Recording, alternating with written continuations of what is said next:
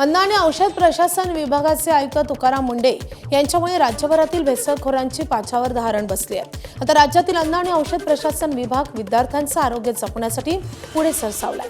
अकोला जिल्ह्यामध्ये शाळांच्या परिसरात हाय फॅट, हाय शुगर आणि हाय सॉल्ट म्हणजेच HFSS या पदार्थांवर नियंत्रण आणण्यासाठी अन्न आणि औषध प्रशासनाने पुढाकार घेतलाय। यासाठी अन्न आणि औषध प्रशासन विभागाकडून राज्यभरातील शिक्षक आणि मुख्याध्यापकांची मदत घेतली जाते।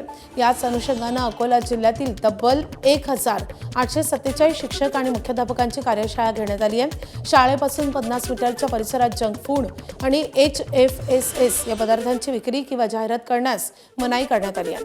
शाळेच्या कॅन्टीनमध्ये अन्न आणि सुरक्षा नियमांचं पालन करण्याच्या सूचनाही देण्यात आल्या आहेत।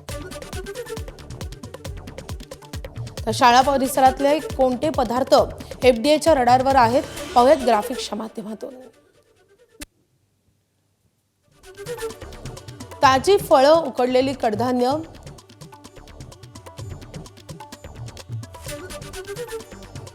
पौष्टिक आहार, स्वच्छ आणि सुरक्षित अन्न हे विद्यार्थ्यांना देण्याच्या दृष्टीने काही पावलं उचलली जात आहेत।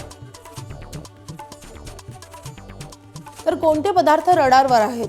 Chips, candy, cold drinks, bakery पदार्थ, तळलेले पदार्थ,